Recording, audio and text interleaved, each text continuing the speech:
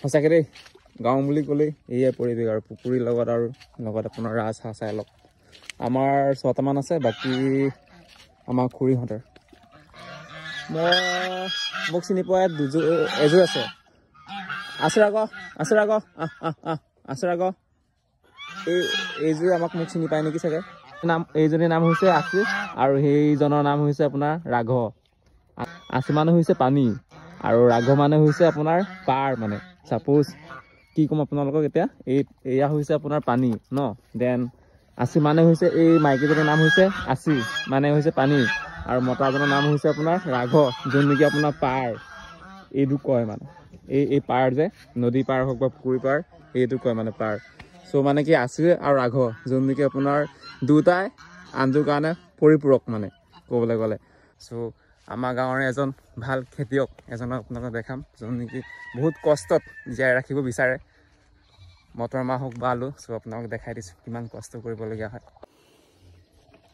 আৰু সেইজনে হৈছে অমৰাম দাদা যোন নেকি ৰাতিপুৱাৰ পৰা মই চাই আছোঁ ঘৰৰ পৰা আমাৰ ঘৰৰ ওচৰতে হয় ৰাতিপুৱাৰ পৰা চাওক কিমান কষ্ট কৰি আছে আগাই কি দিছনো আচ্ছা আচ্ছা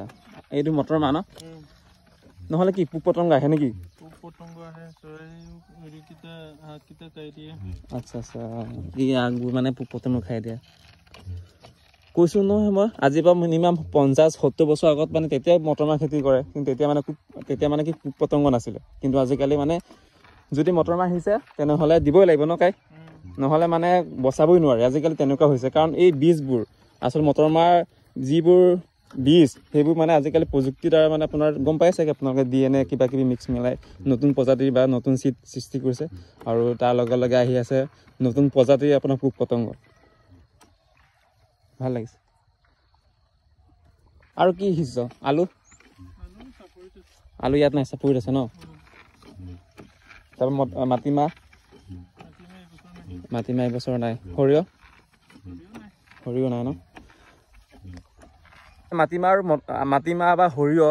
প্ৰব্লেমটো কি হৈছে আমাৰ গাঁওখন হৈছে একদম আমাৰ সোৱণশিৰি একেবাৰে ওচৰতে যোন নেকি আমাৰ ঘৰৰ পৰা সোৱণশিৰিলৈ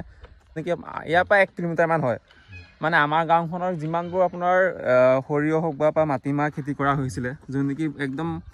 নদীৰ ওচৰত যিবোৰ জেগা আছিলে ন পথাৰ আছিলে ন চ' সেইবিলাক খেতি কৰা হৈছিলে কিন্তু আজিকালি কি হৈছে চব মানে গৰাখহীয়াই লৈ গৈছে ন চ' সেইকাৰণে মানুহ মানে গাঁওখনৰ প্ৰায়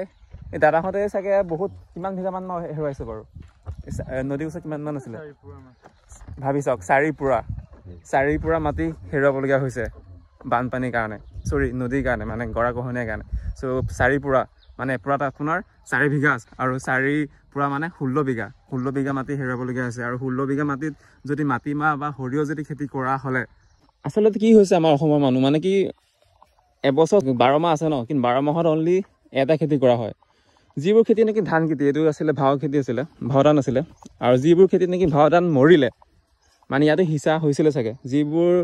জেগাত মানে পানীয়ে মাৰে বা তেনেকৈ কিবা কাৰণত যদি মৰি যায় তেতিয়াহে মানে আপোনাৰ সৰিয়হ বা আপোনাৰ মাটিমাহ খেতি কৰা হয় আৰু ইয়াত ধান খেতি কৰা হৈছিলে এতিয়া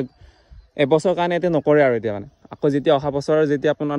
ভাও ধান সিঁচা দিন আহিব তেতিয়া আকৌ সিঁচিব তেনেকুৱা হৈছে আচলতে মানে 12 মাহত অনলি এটা খেতি কৰা হয় কিন্তু যদি বিহাৰ উৰিষ্যা হোৱা হ'লে মিনিমাম হ'লেওতো আপোনাৰ তিনিবিধ খেতি কৰিলেহেঁতেন মানে কি আপোনাৰ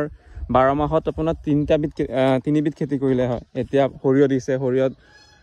সৰিয়হ হিচাপে ইয়াত তুলি আকৌ বেলেগ খেতি কৰিলেহেঁতেন তেনেকৈ আকৌ ধান খেতি কৰিলে হয় কিন্তু আমাৰ অসমৰ মাটি বহুত পৰি আছে কিন্তু কি হৈছে 12 মাহত অনলি এটা খেতি কৰা হয় আপোনালোকক এটা ডাঙৰ মানে কি ক'ম আৰু চবতকৈ বেয়া লগা দুখ লগা এটা খবৰ দিছোঁ আমাৰ আসামত কি হৈছে 80% মানুহে খেতি কৰে ভাবি চাওক 100জনৰ ভিতৰত 80জন মানুহে খেতি কৰে আৰু আমাৰ অসমত খেতি কৰা মাটি আছে 54% মাটি আছে ভাবি চাওক 54% মাটি আছে আমাৰ অসমত যোন নেকি 50%কৈ ওপৰত আছে খেতি কৰা মাটি আৰু বেছিভাগ মানুহে ভাবি চাওক এৰাউণ্ড 80% মানুহে খেতি কৰে কিন্তু তাতকৈ বেয়া লগা দুখ লগা কথাটো হৈছে কি আমাৰ আসামৰ ইকনমিকলৈ আমাৰ GDPলৈ অনলি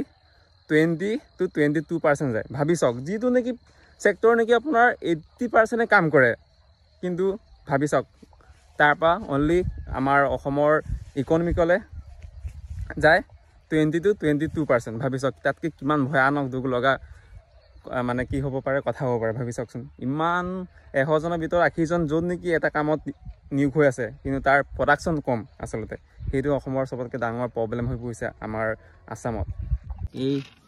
এই কেইজোপা মিনিমাম হ'লে 10-15জোপামান হ'ব। ভাবি চাওক, এটা পুলি নাই। ই নতুনকৈ খাই, আজি ৰাতি খাইছে বোলে, কালি নাছিলে বোলে। চাওক, এইটো ইয়াত নাই, ইয়াত নাই, ইয়াত নাই, চাওক না, চব